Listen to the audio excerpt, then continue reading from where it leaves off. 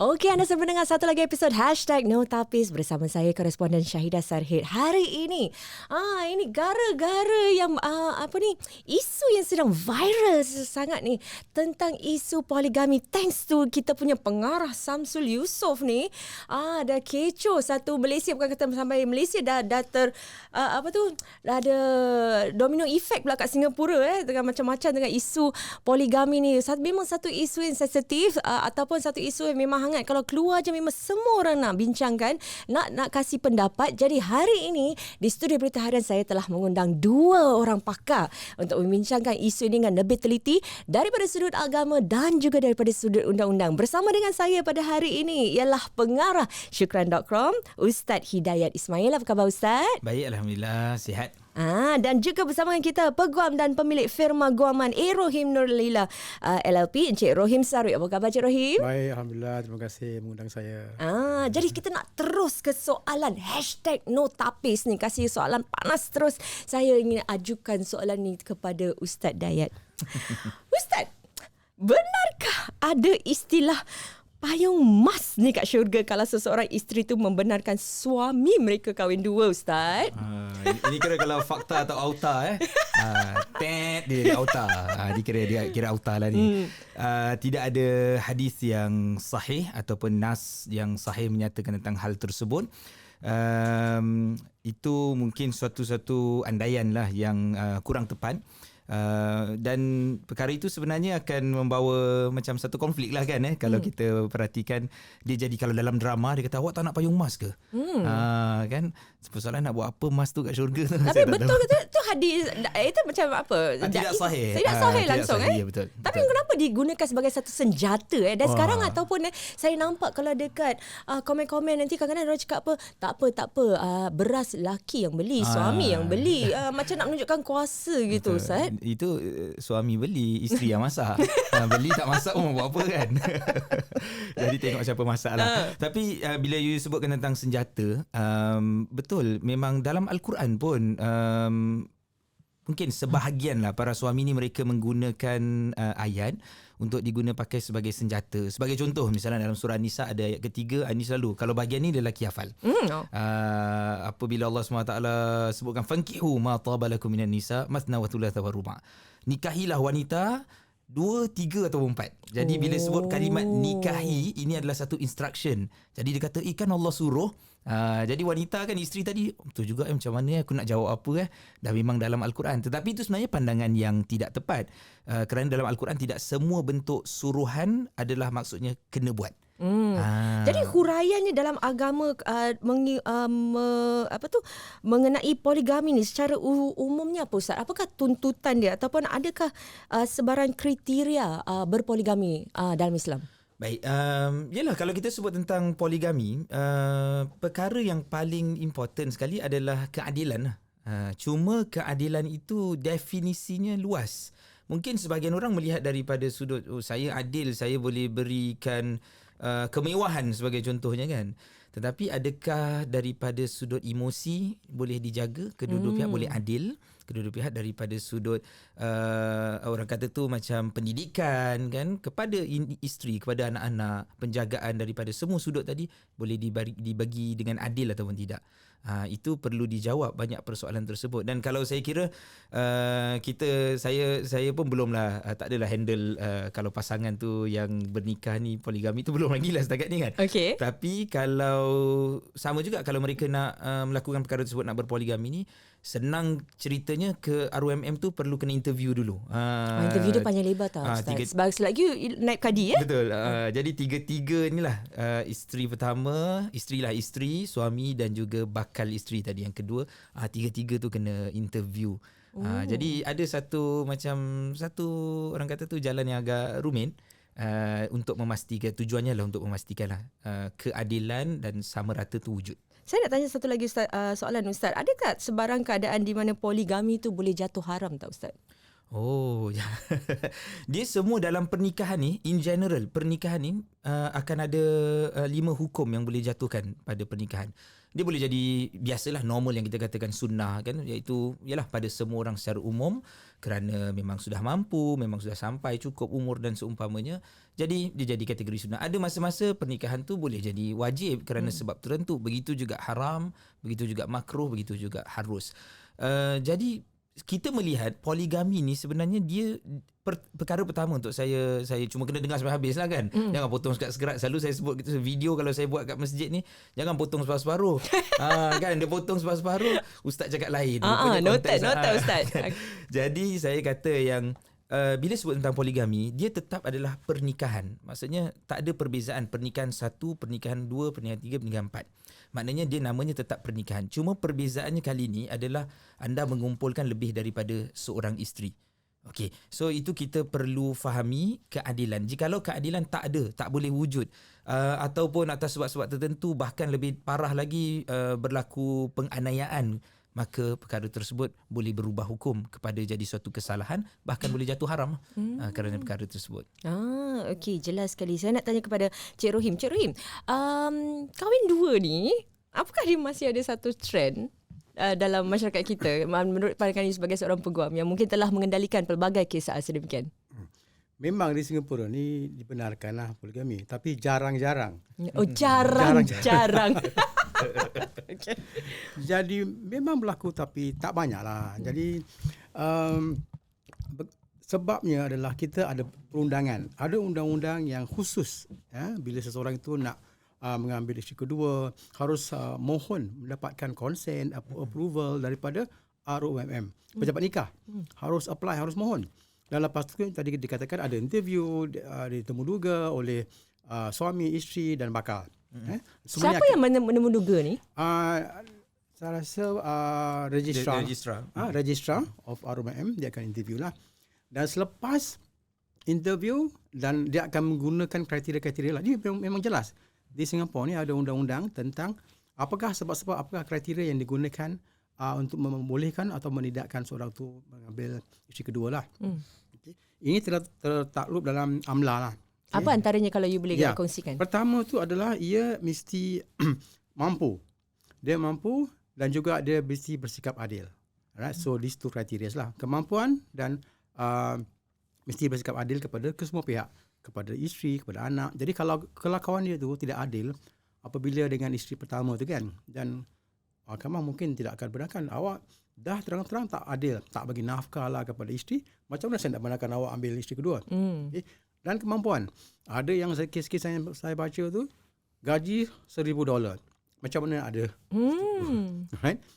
Dan juga kriteria yang ketiga adalah what is the lawful benefit? Apakah kebaikan, keuntungan awak dibenarkan mengambil isteri kedua? Right? Antara sebab yang legal ataupun lawful benefit ni adalah kalau isteri sakit, isteri mandul, tak boleh dapatkan anak, ataupun kurang siuman. Itu mungkin antara sebab-sebab lah. Okey, dah dibenarkan. Tapi inilah kriteria-kriteria yang tetap. Saya dah buat beberapa kes lah. Kerana kes-kes ni akan kalau tak puas hati, registrar tak benarkan, pergi ke MUIS Appeal Board, lembaga rayuan untuk appeal. Boleh. Yes. Dia akan appeal, buat rayuan, berikan sebab-sebab kenapa registrar tu salah tidak membenarkan dia ambil isteri kedua. Ini semua akan dihujahlah semula di sebab-sebab yang tadi kita mengatakan tentang kemampuan, gaji, tentang keadilan, tentang apakah benefit awak ambil isteri kedua. Ini semua akan diambil kira.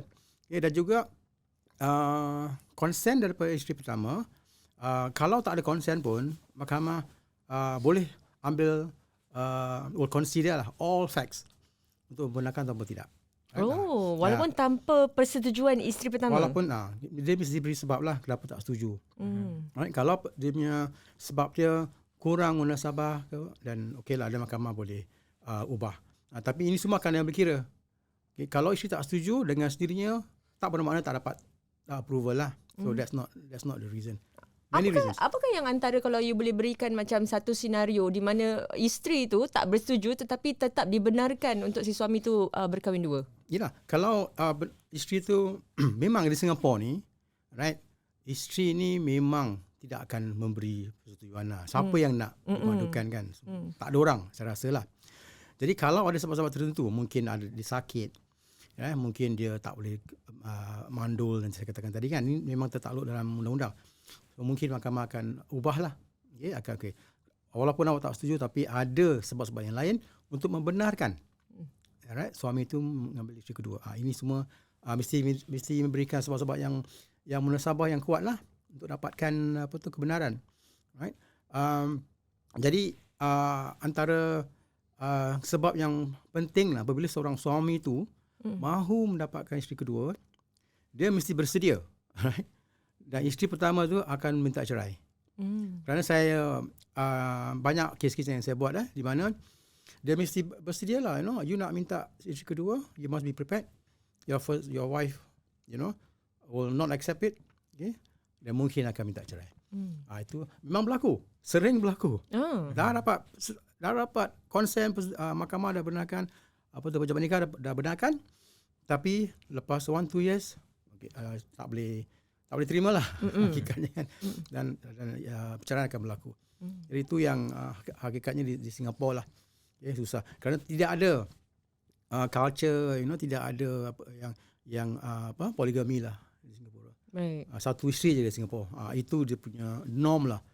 Ya, poligami ni outside the norm ataupun luar biasa lah. Ustaz, tadi kita cakap tentang bagaimana kaum isteri tu mendapatkan konsen, persetujuan kaum isteri. Tapi ada juga yang sekarang macam kes Samsul ni, di mana perkahwinan tu dilakukan secara rahsia. Ustaz, apakah hukum kalau sang suami kahwin secara rahsia ni, Ustaz? Dia hukum, dia ada perbezaan di antara dia kahwin lari tanpa wali, dan dia berkahwin di tempat yang jauh tapi dengan kehadiran wali lah. Seperti mana yang dilakukan oleh mereka tu, wali ada. So ayah pengantin perempuan tu ada. Maksudnya daripada sudut hukum dulu, daripada sudut hukum perkahwinan tersebut pakai, sah. Tetapi pada perundangan atau pada kacamata agama lah. Tetapi bukan kacamata satu-satu perlembagaan negara. Maksudnya dia akan, kita kalau fikir panjang jauh, maka dia akan ada masalah. Khususnya kalau kita cakap, jangan cerita jauh-jauh lah, di Singapura lah, mungkin akan ada masalah. Maksudnya bila tak di-recognize kan, kalau balik tu kan, dulu orang kata apa, dia kahwin under table, bawah meja. Kadi bawah meja. Kadi bawah meja ni kan. Jadi bila dia balik tu tak recognize. Jadi kalau berlaku masalah-masalah seperti penceraian ataupun kematian, maka perkara itu tidak ada sesiapa dapat mengesahkan untuk si isteri tadi ataupun ahli keluarga dapatkan bahagian-bahagian. So itu adalah satu masalah. Tapi ini berbeza dengan perkahwinan orang yang dia kira kahwin lari lah, khususnya kan, tak ada wali dan seumpamanya kita melihat bahawa perkahwinan tersebut fasid, dia tak pakai. Salah perkahwinan itu. Yang kalau dilakukan oleh Syamsul tu berbeza, ada wali kan. Kalau saya perhatikan di situ ada walinya. Tetapi dua-dua membawa masalah yang weight yang sama. Bila balik dia, kalaulah tak register, maksudnya kan, dia maksudnya tidak, dia kalau di Thailand tu di tempat yang betul, maksudnya di jabatan agama dia mungkin lain. Sebab kita Mabims ni kan, negara-negara Mabims ni dia adalah connection antara kita, tak ada masalah daripada sudut gitu. Kalau perkahwinan di Malaysia diiktiraf di Singapura. Tetapi yang tadilah saya sebut, kalau memang betul secara yang side yang satu lagi, jalan yang lain kan, then ada masalah. Dan akhirnya macam tadi sebutkanlah, bersedia untuk berlaku penceraian. Kan? Itu yang berlaku sekarang. So kirakan kalau suami ni secara rahsia berkahwin di luar Singapura dan dia tidak diiktiraf di bawah undang-undang Singapura, undang-undang negara, adakah ia bermakna ia juga tidak diiktiraf dalam Islam? Kerana kita kena perlu mengikut undang-undang negara dan sebagainya. Dia kalau maksudnya tak diiktiraf dalam Islam ni, bila balik tu kita kata badan-badan agama tidak mengiktiraf seseorang itu sebagai suami isteri lah kiranya. Jadi tidak ada rekod. Kita berpegang pada itu. Kita tak berpegang pada janji mulut, kita tak berpegang pada kata-kata saja, tapi kita berpegang pada apa proof yang kita nampak. So bagi sini, bawa kemari anda punya sijil daripada mana ni. Oh, kita tak iktiraf benda ni. So bila kita tak iktiraf, tak terpakailah perkara tersebut. Dia bukanlah saya nak sebut kalau daripada sudut hukum, jadi itu kan masing-masing apa yang dia pelajari, apa yang dia fahami, dia keluarkanlah statement ataupun hukum tersebut. Tetapi kita hidup pada negara di zaman ataupun masa dan di negara tertentu, kita mengikut konteks negara tersebut, very important. Penting. Okey. Kalau Cik Rohim, kalau dalam undang-undang negara pula mengenai hal ini, perlukah suami dapat restu isteri sebelum kahwin lagi di Singapura? Kalau dia kahwin luar negeri macam itu, boleh? Boleh ke tidak tu kalau dia dah melakukan pernikahan di luar negeri, right? Tanpa persetujuan isteri ataupun tanpa most important tanpa approval daripada ROMM. Okay. Jadi dengan sendirinya ROMM tak tahu tentang pernikahan awak di luar negeri. Dan you balik Singapura nak register. Pergi ke pejabat nikah nak register akan ditolak, akan di-reject. Kerana kita tidak ada perundangan yang membenarkan ROMM ataupun pejabat nikah untuk daftarkan pernikahan luar negeri. Itu memang tak ada kuasa. Right? Banyak kes-kes di lembaga rayuan mengatakan memang kita tak ada kuasa, pejabat nikah akan tolak. Ini kalau perkahwinan kedua lah. Kedua. Kalau pertama tak ada apa-apa. Kalau mereka mungkin mereka tinggal di luar negara, mereka nak kahwin. Itu tak ada masalah. Okey. Ya, kalau kat Singapura ada rekod you dah nikah, nak ada nikah kedua, nak register, dia takkan entertain lah. Tak dilayan lah. Okay. So memang tak ada kuasa bagi pejabat nikah, okay, untuk register kahwin kedua di luar negara. Itu akan akibatnya adalah kalau tak diregister, kalau tak diiktiraf, bermakna tak boleh beli flat lah. Itu dia. You nak ada second house untuk rumah untuk isteri kedua, tak boleh lah pasal HDB tak benarkan. Jadi sijil nikah tu tidak dalam mata pandangan negara, in the eyes of the court, tak sah lah. Dari segi itu dia mesti dapatkan sijil yang diiktiraf lah. Right? Pasal kita tak tahu kan dari mana sijil ni datang. Jadi pejabat HDB tu mungkin akan simak ini dari mana. Can you get approval, endorsement daripada pejabat nikah? Tapi pejabat nikah tak akan endorse.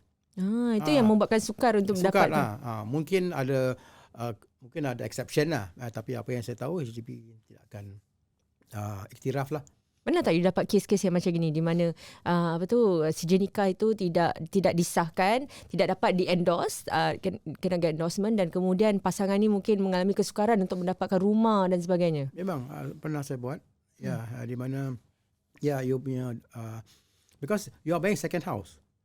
Right? Because nama awak sebagai awak ada rumah HDB dengan isteri pertama kan, nak beli lagi satu lagi HDB flat. Melainkan flat tu dibeli oleh pihak isteri je lah, tanpa suami. Under single scheme itu lain lah. Right? Tapi kalau dia nak sebagai pasangan, then susah. Rasa HDB akan tolak lah. Selalunya memang kes-kes yang dikendalikan HDB akan tolak lah kalau kes ni. Okey. Jadi kirakan memang in the eyes of the court, marriage cert macam itu tidak sah lah Dari segi civil tu dia cakap ni, awak ni kita search awak dah nikah, so ada nikah lain. Ada second marriage. So apa buktinya? Then you go to RMF, go to pejabat nikah, dapatkan pengiktirafan. Kalau tak ada dan susahlah. Kecuali kalau masa waktu yang ada interview tadi 3 orang tu dan pihak registrar membenarkan dia kahwin lagi, baru boleh. Yes. Kalau registrar benarkan, jadi dapat sijil dari Singapura lah. Singapore marriage certificate. So tak ada masalah. Kerana memang dibenarkan nikah kedua di Singapura melalui pejabat nikah. Cik Rohim, dulu kan kita Beritarian juga ada banyak laporkan ramai kaum-kaum lelaki kita yang pergi ke Batam untuk kahwin rahsia. Sekarang masih ada lagi tak? Ada. Ya, tak banyak. Tak banyak. Tapi ada, jarang-jarang. Ada orang pergi Thailand. Thailand pun ada. Okay. Yang Thailand tu memang di sana banyak ada facilities lah, dia punya kadi ada, wali ada, semua boleh laksanakan pernikahan. Tapi nak register di Singapura tu, saya katakan tadi tak boleh. Right? Ada, itu yang akan timbul masalah lah. Okay. So yang satu kes saya buat tu sampai bercerai lah. Right? Saya bercerai dan lah kalau dah bercerai dan boleh nikah lagi semula lah pasal dah kira divorcee. So tak ada masalah lah. Ustaz, kalau dalam kes Samsul tu juga kan, isterinya Puteri Sarah mendakwa sudah setahun suaminya tidak berkomunikasi dengannya, mesti nafkah zahir diberikan. Adakah ini dibenarkan dalam Islam? Apakah ini bermaksud talak masih tidak boleh jatuh walaupun sudah tiada lagi nafkah batin diberikan sepanjang tempoh tersebut? Adakah talak tak boleh jatuh.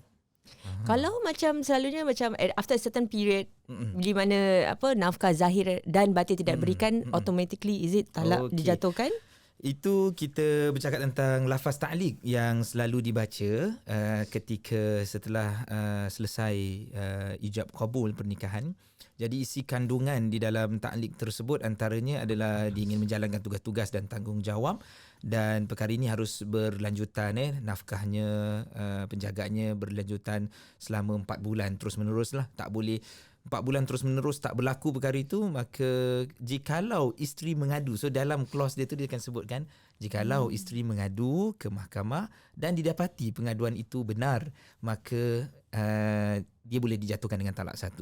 Jadi maksudnya apa pun yang berlaku tadi, isteri boleh membawanya kepada mahkamah dan terangkan dalam mahkamah apa sebab-sebab rajuannya untuk membatalkan perkahwinan itu, nullify the marriage, ataupun tu orang kata minta fasakh dan seumpamanya lah, apalah medium-medium yang ada kan beberapa.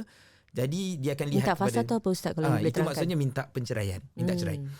Sepatutnya kita faham yang boleh menceraikan lelaki saja. Jadi itu melafazkan talak. Itu memang ada pada lelaki saja. Wanita tak boleh buat perkara tersebut. Dia tidak boleh lafazkan perkataan tadi. Kalau dia lafazkan 100 kali pun tak jadi apa. Tapi yang boleh dia buat adalah memohon minta dipisahkan ataupun minta penceraian lah, dengan kata mudahnya. Jadi itu bersebab lah. Jadi sebab-sebab yang tadi yang you sebut, mungkin nafkah zahirnya ada tapi nafkah batinnya tak ada. Dalam Islam semua ni dinilai, dan bila sebut tentang nafkah batin, kalau saya dalam kursus rumah tangga kan tanya, okey sekarang kita sampai pada bab nafkah, apa tu nafkah batin? Bila saya tengok yang lelaki semua muka mata dia terbeliak kan. Sebab dia dah ada jawapan. Dia kata, alah Ustaz takkan nak tanya, simple. Saya kata tak apa, bagi tahu. Dia kata okeylah, hubungan lah suami isteri. Saya kata it's not only that, sebab dalam nafkah batin ni ada banyak kriteria. Kalau zahir ni kita kata bagi kelengkapan, mungkin termasuk dalam situ duit, rumah, penjagaan macam-macam. Tapi kalau yang bukan fizikal, dia ada yang tadilah emotional. Dan pastinya hubungan intim adalah sebahagian, tetapi banyak lagi bahagian-bahagian yang lain yang tetap kita kira sebagai nafkah batin sebenarnya. Antaranya emosi. Lagi apa? Kita punya perasaan, orang kata kita punya mental well-being seseorang kan, dia punya health tadi kan. Sebab kalau daripada sudut macam sama juga kalau kita kata violence, kalau zaman dulu violence ni, domestic violence mungkin merujuk kepada penderaan daripada sudut fizikal, tapi hari ini verbal, daripada sudut emosi, dari sudut mental dan pelbagai lagi. Jadi samalah begitu, nafkah pun dia berkembang juga daripada ada masa meluas daripada masa ke semasa. Jadi kira-kira tadi Ustaz kata ada tentang macam tempoh 4 bulan. Is this memang tempoh like the stipulated tempoh yang diberikan dalam Islam ke ataupun macam mana? Okey, tempoh sebenarnya ta'liq tu dia boleh pelbagai lah, tapi inilah ta'liq yang telah ditetapkan. Kenapa 4 bulan kalau persoalan? Sebab di dalam satu masa tu zaman Rasulullah SAW, apabila para sahabat pergi berperang, maka mereka diminta untuk di zaman Khalid bin Walid selepas zaman Rasul, maka bila berlaku peperangan ni, masa waktu tu perang ni dah panjang tau, masa dia berbulan-bulan di luar. Jadi dia minta siapa-siapa yang sampai nak approach tu 4 bulan ni balik, supaya dia kembali kepada ahli keluarga, jumpa keluarga dia dan entertain the family, settle, baru boleh take shift balik lah, keluar balik lah. Dia ada shift lah macam gitu. Jadi berpunca daripada situ kita melihat mungkin jangka masa 4 bulan ni sudah dikira sangat lama kalau nafkah tu tidak diberikan. Jadi kita ambil itu sebagai bahagian daripada ta'liq. Ataupun kalau seorang tu dia buat ta'liq yang lain pun sama juga dikira ta'liq. Tetapi kalau di Singapura, ta'liq yang diterima adalah ta'liq yang ada kat belakang sertifikat nikah tu lah. Cik Rahim, silakan. Ya, tentang ta'liq ni kan, jadi dipanggil conditions of marriage lah. Jadi kalau ada 4 perkara lah dalam belakang sijil nikah. Yang pertama, tak boleh nafkah selama 4 bulan atau lebih. Kedua, dia meninggalkan isteri 4 bulan atau lebih dengan sengaja ataupun dengan tidak sengaja. Nombor 3, mencederakan isteri. Right, that's using violence lah, domestic violence, cedera, pergi doktor, hospital. Dan keempat, menjatuhkan maruah di halayak ramai. Dia ni 4 lah. Jadi antara 4 ni kalau satu awak boleh buktikan, talak 1 akan jatuh lah. Jadi tentang keganasan tu, alright, mesti perlu bukti lah, right? Ada police report, medical report, dan dia kalau betul memang ada kekerasan dan violence dan boleh dapatkan taklid salah satu lah. Okay. Jadi memang betul Ustaz katakan tadi, talak tu di tangan laki-laki, wanita boleh dapatkan penceraian melalui taklid ataupun sebab-sebab yang lain lah, yang ditertera dalam amlah. Dan juga tentang lafaz ni Ustaz, memang laki-laki saja yang dibenarkan. Tapi kalau kita pergi mahkamah, kalau misalnya wanita tu tak boleh buktikan 4 perkara tadi kan dalam taklid, macam mana? Tapi mahukan juga penceraian. Tak boleh tinggal sama suami. Tapi tak ada sebab. Right? Jadi perkara ini akan dirujukkan kepada hakam. Yeah. Jadi hakam ni diberikan kuasa untuk lafazkan talak untuk isteri. Bagi pihak si isteri. Bagi pihak isteri. Suami tak payah lafaz, hakam akan lafazkan untuk isteri. Dan juga kadang-kadang isteri boleh lafazkan diri dia. Alright, untuk melepaskan diri daripada suami. Jadi hakam tak akan mengatakan apa-apa, isteri cakap saya talakkan diri saya daripada boleh. itu kuasa tu diberikan oleh kepada hakam, hakam berikan kepada isteri. Jadi itu caranya lah. Alright, jadi cara untuk kalau seseorang wanita tu hendakkan perceraian tapi sebab tu mungkin bukan taklid lah. Jadi mahkamah akan ambil okeylah kerana susah bukti yang kurang dan awak terus juga mahu juga dapatkan perceraian, okey kita rujuk kepada hakam. Dan hakam ni ada 2 ustaz. Ustaz akan cuba baikkan mereka semula. Try to reconcile both of them. Tapi kalau tak berjaya, dan akhirnya bercerailah. Itulah jalan yang terbaik kalau tak boleh baik semula.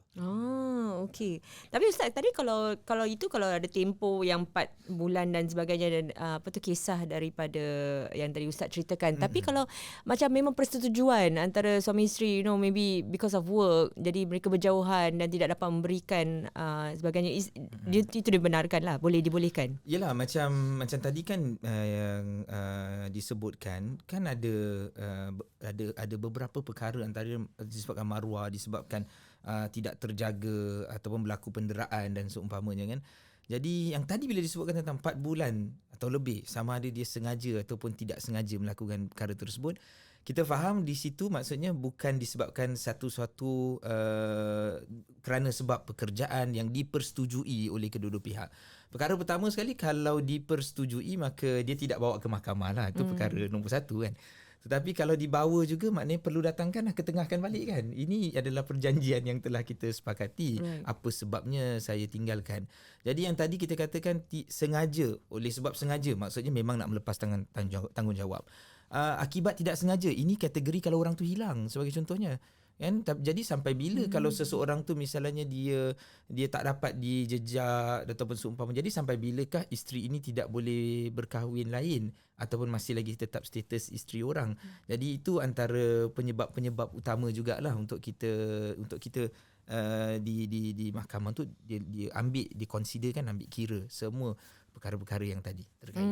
Satu lagi isu yang timbul ialah dalam kes pasangan selebriti ni, si suami kata isterinya keluar tanpa izin dan kita akur isteri boleh atau perlu mendapatkan izin suami kalau nak keluar. Tapi kalau suami tak jalankan tanggungjawabnya, how does this rule apply pula Ustaz? Ini yang paling banyak sekali kalau saya kena tanya. Kita kan semenjak 3 tahun lepas kita mulakan program Bersamamu, di mana kita berjumpa dengan pasangan kan sebelum mereka berumah tangga. Jadi dalam masa sepanjang perkahwinan tersebut, ada jugalah yang datang bertemu dengan kita dan beritahu kalau mereka ada masalah. Jadi antara perkara-perkara tu nanti bila mereka tanya macam mana kalau isteri saya keluar tanpa izin saya dan seumpamanya. Jadi saya mengajak mereka berfikir dahulu, kenapa seorang isteri itu ataupun isteri anda dia keluar dengan cara begitu. Maksudnya tak ada izin ni dalam keadaan marah ataupun tidak. Ada masa tak ada izin, isteri keluar pergi kerja, suami tengah tidur. Tak boleh dia kata kan, tak boleh dia kata awak keluar ni tanpa izin saya. Awak tengah tidur kan tadi kan. Saya dah kejut dah, awak memang tidur mati, bom meletup pun tak dengar. Kan, jadi kita tak kata itu keluar tanpa izin. Tapi bila keluar tanpa izin ni dia bersebab lah. Maknanya antara sebab-sebabnya adalah kerana berlaku pertikaian di situ. Then back to your question tadi, you kena lihat suami telah menjalankan tanggungjawab yang sepenuhnya ke tidak. Kalau di dalam kursus rumah tangga, ini antara perkara yang dipelajari ataupun yang diajarkan lah, the roles and responsibilities for both each husband and wife. Jadi sekiranya kedua-dua benar-benar faham antara tanggungjawab dan tugasan-tugasan mereka sebagai suami isteri, maka mereka akan jelas apa yang patut dan tak patut dibuat, walaupun dalam keadaan tegang, walaupun dalam keadaan yang tak baik. Semua jelas, sedangkan lidah lagi tergigit kan. Semua orang boleh berjumpa dengan situasi ini, tapi macam mana seseorang tu handle keadaan tense ataupun tegang tersebut. Okey. Kalau si isteri dapat tahu yang si suami main kayu tiga, Ustaz, dalam Islam, apa yang boleh lakukan si isteri, Ustaz? Masya Allah. Ini benda yang bila kita sebutkan tentang main kayu tiga ni kan, dia sesuatu yang perkara yang real lah yang berlaku di dalam masyarakat, infidelity yang berlaku dalam masyarakat ni, dan menjadi antara sebab tinggi juga kenapa penceraian berlaku. Saya selalu nombor satu sekali bila ada peluang dengan pasangan ni kan, bila kita nampak macam lain sikit, macam dia ni macam enjoy sikit, kadang-kadang salah seorang tu bagi tahu, dia kata bakal saya ni macam suka social sangat lah gitulah. Bila dia dah start macam cakap-cakap gitu kan, saya selalu akan ingatkan yang perkahwinan dia perlu kepada sacrifice yang tinggi. Maksudnya isteri awak, suami awak adalah teman sehidup semati. They are going to be your best friend. Jadi maknanya anda perlu tinggalkan semua jenis gaya kehidupan lama tadi.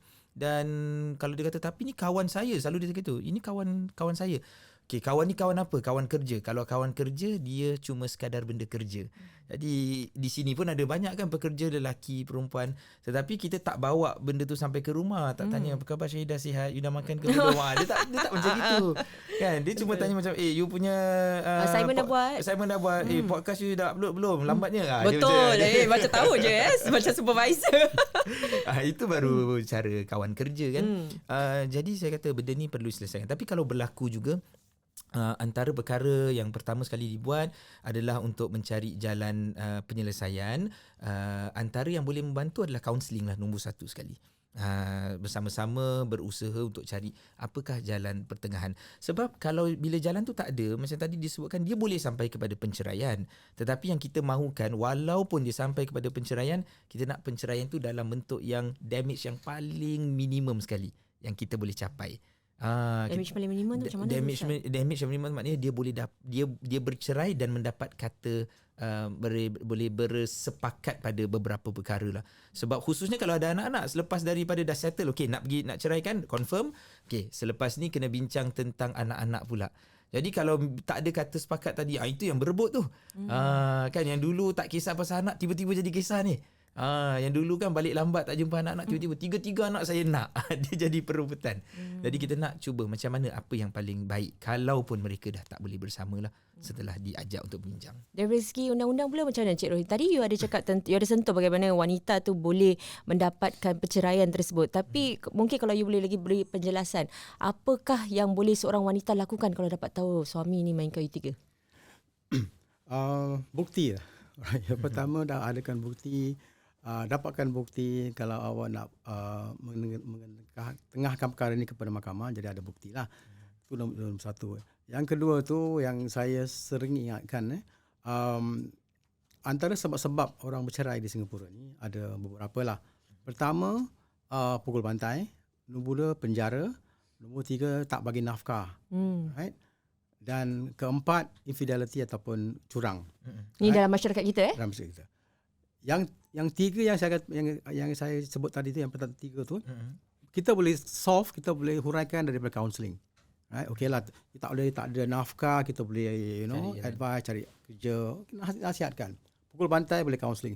Tapi kalau curang tu, soal hati tu susah. Very difficult. Alright. Kalau pun mereka rujuk kembali semua, memang dah the trust is lost. Kalau trust is lost tu kan, susah nak dikembalikan. Ya, jadi kita harus faham, harus ingatlah. Right? Kalau apa-apa yang kita buat, kalau kita hilangkan trust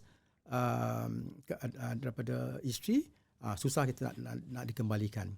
Right? Jadi kalau isteri mahu maafkan suami, memang banyak. Ada yang maafkan, okay, saya beri awak peluang, right, jangan buat lagi, fine. Right? Tapi kalau tak boleh juga awak fikir dah terlalu banyak peluang awak dah beri, tak boleh juga berubah perangai awak. Okey, saya mahu dipisahkan. Apa bukti-buktinya? Sebenarnya curang ni bukan antara taklik. Taklik itu ada 4. So bukan di antara taklik, tapi boleh juga mohon kepada mahkamah, terang kepada mahkamah kenapa awak tak boleh tinggal dengan suami awak kerana sikap dan sebagainya, dan mahkamah akan timbangkan. Right? Kalau tak boleh pun akan rujuk ke hakam. Itu caranya. Nanti orang cakap kita cakap pasal isteri je, kalau si suami pula maksudnya isteri dia yang curang, suami dia tak boleh tahan, tapi suami dia tak nak ceraikan dia juga, tapi isteri yang nak minta cerai kerana dah ada pasangan seorang lagi kan, macam mana? Memang sama juga. Sama juga. Okey. Sebabnya adalah saya tak ada persefahaman dengan suami, kerana tu saya ada buat hubungan lain. So mereka akan file lah di mahkamah walaupun suami tidak mahu cerai. Tapi dah rumah tangga tu dah runtuh, dah tak boleh hidup bersama, dan akan rujuk ke mahkamah lah, dan mahkamah akan huraikan, akan tengok macam mana kita nak huraikan perkara ini. Kalau tak boleh counselling, tak boleh baik semula, dan isteri memang juga nak tuntut cerai, dan suami tidak mahu lafaz talak dan tak ada sebab untuk cerai, akan rujuk ke hakam. Tu hakam tu akan cuba huraikan lah. Kalau hakam dapati mereka ni harus berpisah, tak boleh hidup bersama, akan nasihatkan suami, okey, awak lafazkan.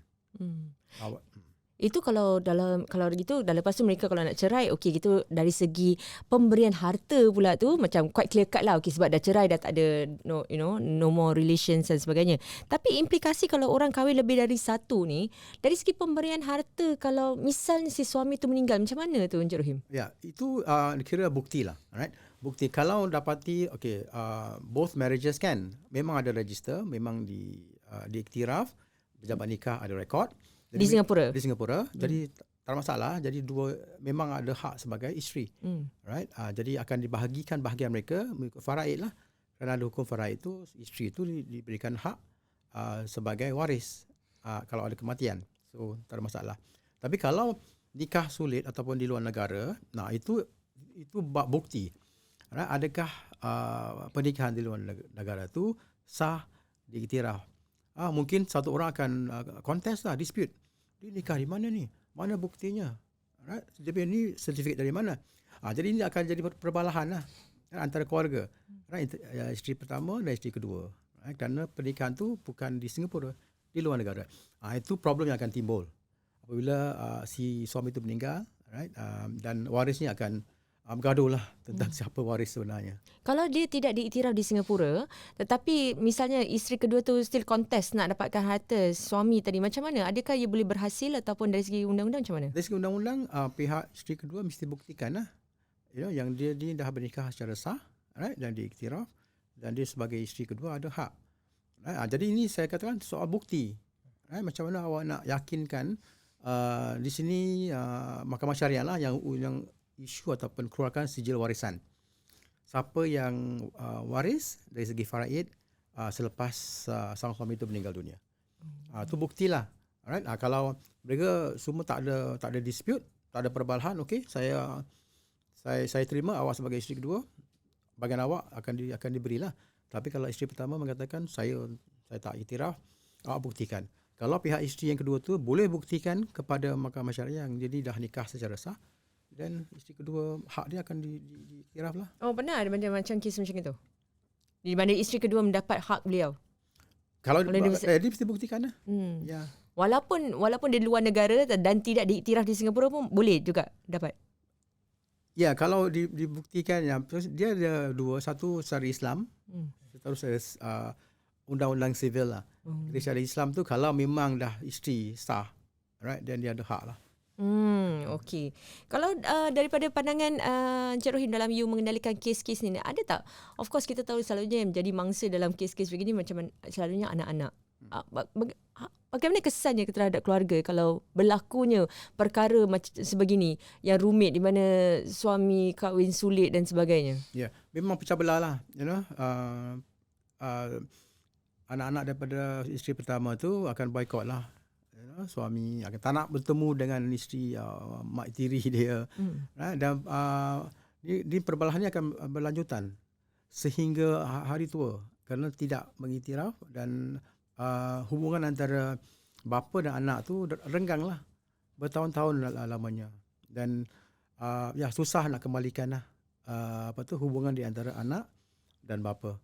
Kalau ambil isteri kedua tanpa pengetahuan isteri pertama ataupun nikah secara sulit lah. So ini memang pasal perkahwinan ni bukan satu keluarga saja, melibatkan 2 keluarga, 3 keluarga. Jadi semua ni dynamics tu sangat sulit lah untuk kita huraikan kalau ia berlaku.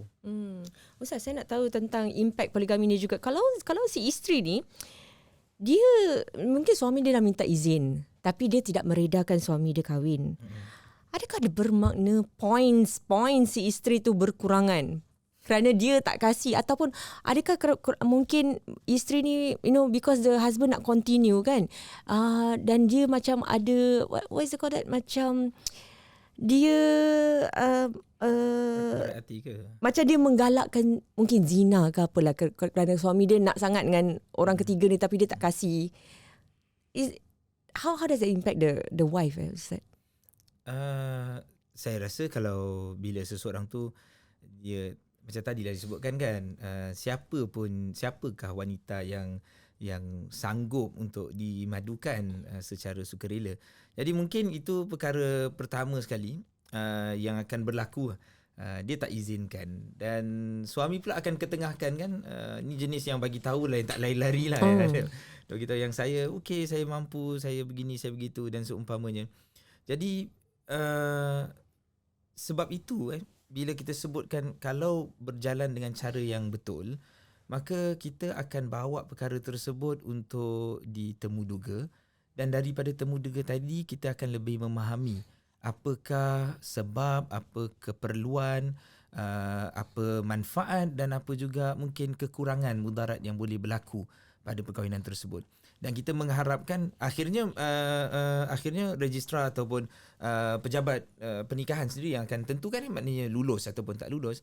Tapi setelah itu berlaku, maknanya mereka ni akan faham setelah itu, kita duduk sebagai satu keluarga, apakah langkah seterusnya untuk memperbaiki kehidupan keluarga kita. Dia tidak boleh daripada satu sudut kita kata dia tak bolehlah kata macam dia tak adalah kuasa untuk tolak, tak nak menerima kan, sebab akhirnya setelah ditemuduga tu dia akan berbalik semula kepada keputusan lah. Keputusan itu akan ambil kira semua sudut. Semua sudut dia ambil kira. Ya, Cik Rohim, you nak tambah? Ya, memang dalam kes-kes di lembaga rayuan ni banyak sebab-sebab yang diajukan oleh pihak suami adalah saya nak elakkan zina. Saya ambil isteri kedua kerana elakkan zina. Tapi mahkamah memang dah very clear dengan jelas mengatakan itu bukan satu sebab yang kita boleh ambil kira nak beri awak izin ke tidak. Itu bukan sebab.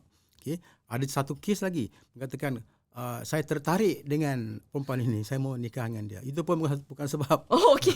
Wow. Ditulis dalam adjustment. Ada yang nak bantu dia kata macam kan. Oh, ya ke nak bantu? Saya kesian tengok dia nak bantu dia. Kesian anak dara ke nak bantu apa? Dia kalau kita dia nak nikah orang duda atau janda ada anak, okeylah, itu mungkin ada lawful benefit lah, itu boleh diberikan izin lah. Tapi dengan nak elakkan dosa sebagainya tu bukan satu sebab yang boleh diambil kira lah. Right? Tu tak boleh. Okey. Tak sangka ini adalah yang diambil kira oleh mahkamah lah dari segi ni. Okey. Kalau jadi kirakan tadi Ustaz coming back to that, adakah pada akhirnya ni adalah macam kesalahan si isteri lah, walaupun kita dah berbincang dan sebagainya, tapi in the end kalau isteri kata you know what, still no, saya tak rela dimadu, dan at the end adakah ia benar-benar kesalahan si isteri tu juga kerana, dan mungkin isteri memainkan peranan lah kerana tidak membenarkan si suami tu dan mungkin akan merumitkan lagi keadaan rumah tangga mereka dan bagaimana? Itu sebenarnya hak masing-masing kan, hak seorang wanita lah. Kalau dia rasa dia tak suka, dia rasa tak perlu, itu memang hak dia. Tak ada siapa yang boleh mengawal perkara tersebut. Saya tertarik tadi bila saya lupa nak sebutkan yang part orang yang suka claim, dia kata dia takutkan kita dengan cara macam ginilah. Dia kata kalau awak tak izinkan ni, awak sebenarnya menggalakkan saya berzina tau. Right. Saya teringat waktu awal-awal masjid tutup lah, atau masjid ada booking ke macam mana kan. Ke masjid tutup kan. Kalau kita tak sembahyang Jumaat 3 kali, awak semua tanggung tau dosa saya. Saya ingat tu waktu awal-awal COVID Awal-awal COVID kan. Jadi sebenarnya bila kita cakap pasal dosa ni, dan saya juga selalu kerap bila tanya macam bagaimana seorang ayah tu menanggung dosa anaknya. Saya sebutkan sebenarnya dosa ni akan dipikul oleh masing-masing. Kalau dia kata begitu, maknanya dia sendiri perlu berhenti dirinya daripada terjebak kepada kancah zina. Dia mestilah betul, very good. Very agree. Kalau dia rasa kalau saya tak boleh jumpa perempuan saya jumpa, saya macam Karen lah macam gitu kan. Jadi you kena stop lah, you tak boleh jumpa kan. At least sampailah semua perkara selesai. Itu cara you mengelak. Jadi kita tak boleh salahkan orang. Itu semua antara peluru-peluru yang diberikan kepada isteri. Dia kata awak tak buat, awak tanggung dosa tau. Kalau saya zina, dia yang zina, orang lain tanggung dosa. Kesian kan orang betul, tu. Kesian si isteri kan. Jadi sebab tu kita kata macam hak masing-masing untuk dia kata tidak, kerana bukan jadi satu kesalahan pun untuk dia sebutkan tidak, kerana itu sememangnya satu sifat tabi'i. Tetapi perkara tersebut, adakah bila kata tidak terus tak boleh berlaku? Pun tidak juga. Sebab bila dia kata tak nak perkara tersebut terjadi, dia tak nak dimadukan. Tetapi kalau kita buat permohonan, maka permohonan tu akan disemak lah kan, akan interview. Dan itu berbeza lah. Dia bukan ada satu jawapan yang pasti. Jadi jawapan tu akan banyak. Macam tadi kan, jawapan tak boleh terima apa? Jawapan tak terima, saya tak nak terus buat dosa. Itu registrar tak terima lah. Dia kata awak stop lah kan buat dosa kalau tak nak buat. Macam gitulah. Okay, so quite firm juga. Ya, ada satu kes yang unik yang saya baca, di mana si suami ni dia nak menikah dengan wanita muda ni lah. Tapi dia punya kes tu sangat unik kerana si suami tu mengatakan di mahkamah yang dia akan kalau tak dibenarkan, tak diizinkan oleh mahkamah untuk bernikah, dia akan menceraikan isteri pertama dia oleh kerana wanita ni akan bunuh diri. Suicide. Ugut. Ya, ugut. Jadi selepas inquiry, selepas temu-duga semua, jadi mahkamah dapati okey, lebih baik kita benarkan sahaja pernikahan ni kerana ada mudarat lah, ada benefit tu memang lebih lah, kerana akan berlaku perceraian, mungkin ada kematian. Jadi ini semua memang unik. Jadi tak semua kes akan diputuskan cara macam ini, tapi dalam kes itu saja mahkamah putuskan okey, kita benarkan. Tapi mesti ada bukti-bukti yang menunjukkan betul-betul benar yang wanita yang kedua tu akan ataupun mungkin ada kecenderungan untuk buat suicide. Ada bukti lah, mungkin dia cuba ke apa kan, jadi ada bukti. Jadi itu mahkamah akan ambil kira lah. Jadi ini kes-kes yang unik yang berlaku. Jadi semua kes tu lain. No two cases are the same. Ya, jadi kita tak boleh dapat kesimpulan lah. Kalau saya menggunakan saya nak ceraikan isteri kerana teman saya nak bunuh diri, saya akan dapat izin. Tak. Semua mesti ada bukti, cukup dengan keterangan, dan mahkamah akan ambil kira semua ni lah sebelum membenarkan atau tidak. Okey. Yep. Okey, mungkin sebagai kesimpulan Ustaz, ada yang ini nak tanya, kalau ada tak sebarang contoh poligami yang berlaku semasa zaman Nabi SAW yang relevan kepada konteks kita pada hari ini, Ustaz? Maksudnya daripada sudut apa tu kalau relevan dia tu? Macam mungkin yang berlaku semasa waktu tu poligami berlaku, tapi mungkin hanya untuk zaman itu. Tapi untuk zaman sekarang, kalau tak perlu, tak, of course lah kan. Tidak digalakkan. Dia bukan kalau tak memang betul lah. Perkara pertama sekali, perbezaan zaman perlu untuk kita berikan penekanan lah. Maknanya sama ada zaman ataupun tempat. Boleh jadi tahun 2023 ni di Afrika sebagai tempat perkara tersebut mungkin normal, biasa dan menjadi sesuatu yang boleh diterima tanpa ada apa-apa masalah. Okey. Jadi mengikut kesesuaian tempat tersebut, kita dapat melihat bahawa tak ada aral lah yang mengganggu kehidupan kerukunan rumah tangga kalau seorang itu berpoligami. Tetapi di suatu tempat yang lain pula, di tempat kita, di zaman kita, mungkin perkara tersebut sangat-sangat berbeza dan mungkin juga bersebab. Sebab kerana kerencaman kehidupan kita ke yang buatkan kehidupan kita tu rasa macam tak boleh lah dengan satu sajalah, lebih sesuai dan seumpamanya. Jadi ini kalau kita cakap tentang perbezaan zaman, dia bukanlah menjadikan kalau di tempat yang tak diamalkan maknanya lebih baik jangan buat. Dia bukan begitu.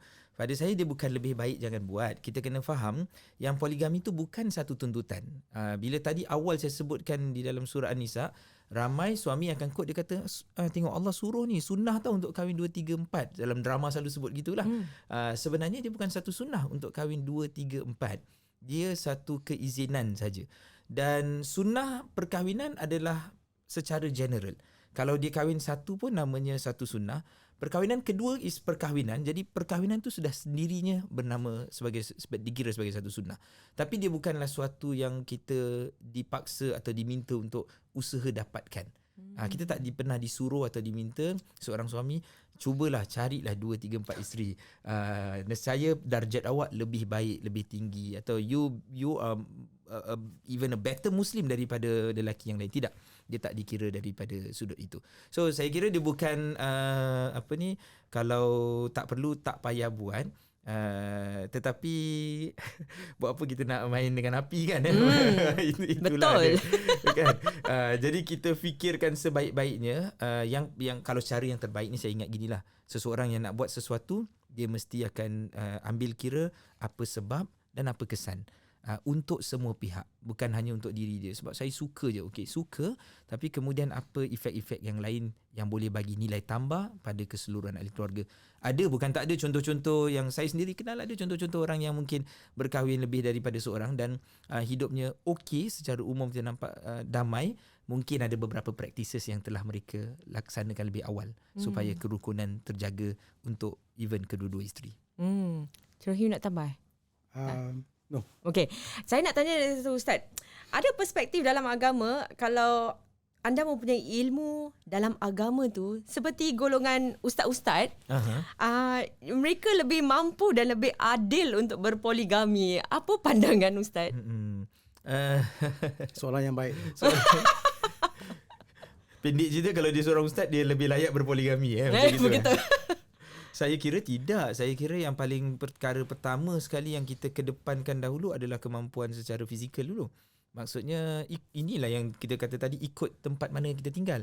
Sebab kita tak ada tanaman-tanaman dekat belakang rumah yang boleh kita petik makan. Jadi kita kena ambil kira daripada sudut kemampuan kewangan. Sebab antara perkara-perkara basic dalam nafkah, ada 4 perkara kan kita kata. Berikan tempat penginapan, kita jaga pakaian, jaga makan minum, dan kita jaga kesihatan.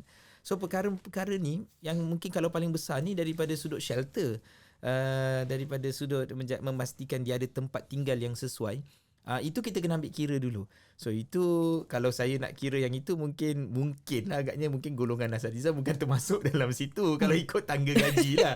Kalau ikut daripada sudut situ. Tetapi apa sekalipun ala kulli hal, yang paling utama sekali di dalam berpoligami ni adalah keadilan. Dan keadilan ini boleh terletak pada banyak sudut, tidak hanya pada kewangan.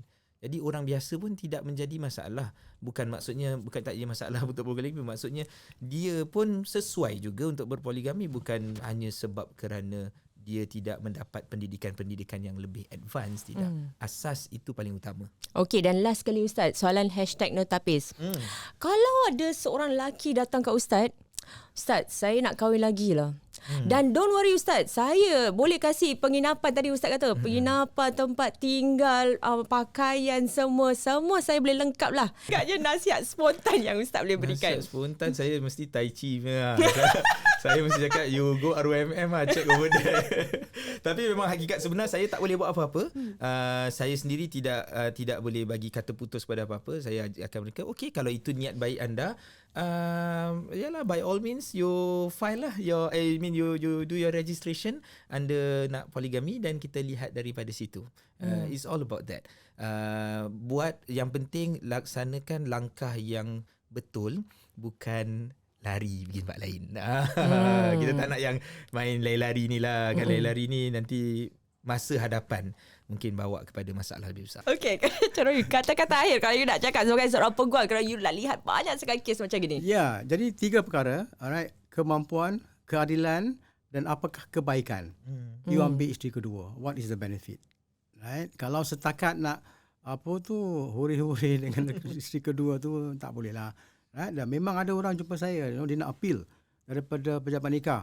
Tak dibenarkan nikah semula. Saya cakap, apa kemampuan awak? bagaimana awak boleh bersikap adil, right? Then what is the benefit lah kepada pada awak, keluarga awak dan juga pada masyarakat. Awak ambil isteri kedua. Memang dalam kes-kes di appeal board, right? Lawful benefit yang penting, right? Kenapa you nak ambil isteri kedua, right? Kalau tak ada, takkan dibenarkan. Jadi itu yang ambil mudah. Di dalam konteks Singapura ni lagi susah, alright, untuk mendapatkan kebenaran isteri kedua kerana kos sangat tinggi di Singapura. Betul. Rumah, kereta semua sudah harga sudah naik.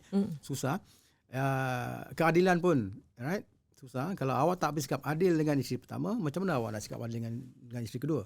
So that's another issue. Of course, kebaikan, apa keuntungan, apa manfaat awak ambil isteri kedua. So that is the 3 tests yang you harus overcome before you are allowed to have second wife. Saya harap perbincangan kita hari ini akan memanfaatkan kepada mereka yang sedang mendengar. Cukup teliti sekali, cukup terperinci sekali daripada Ustaz Dayak dan juga Encik Rohim daripada sudut pandangan agama dan juga daripada sudut pandangan undang-undang. Saya harap bagi mereka yang mungkin sedang sibuk tentang membaca kes-kes ni viral di social media. Tapi saya terlupa lah lagi satu soalan Ustaz. Apa tu? Sebab kita cakap pasal tentang yang viral social media ni, baru saya teringat. Itu kat Malaysia, kat Singapura pun baru-baru ni ada orang cakap dia apa tu, saya nak gulung tapi teringat satu soalan ni. Dia orang muda, wanita, kemudian dia solat istihara, kemudian dia mimpi pasangan suami dia yang wajarnya untuk dia tu keluar dalam mimpi dia tu adalah seorang laki orang. Dan kemudian sebab itulah yang membuatnya menjadi orang ketiga nak ambil suami orang ni. Macam mana Ustaz? Dia dah solat istihara, lepas tu jumpa dalam mimpi pula. Betul ke kita nak kena ikut apa yang dalam mimpi kita ni Ustaz? Kita cuma perlu ikut benda yang secara dasarnya baik, betul dan berhemah. Saya nak pinjam kata-kata Dr. Sakinah Sabtu. Selalunya bila saya buangan dia dalam hal ini, dia akan sebut, jangan membina istana daripada air mata wanita lain. Deep kan tu kan? Dia punya saya ikut dia punya tu. Jangan bina istana daripada air mata wanita lain. InsyaAllah. Kata-kata yang cukup baik untuk kita mengakhiri #Dr. Kita terima kasih sekali lagi kepada Ustaz Dayak dan juga Encik Rohim dalam perbincangan kita pada hari ini. Kita harap ini memanfaatkan untuk anda semua. Jika anda ingin terus mendengar dan untuk membaca laporan kami, anda boleh ke www.beritaharian.sg. Syahidah Sarhid mengundurkan diri. Terima kasih. Sama-sama. Terima kasih.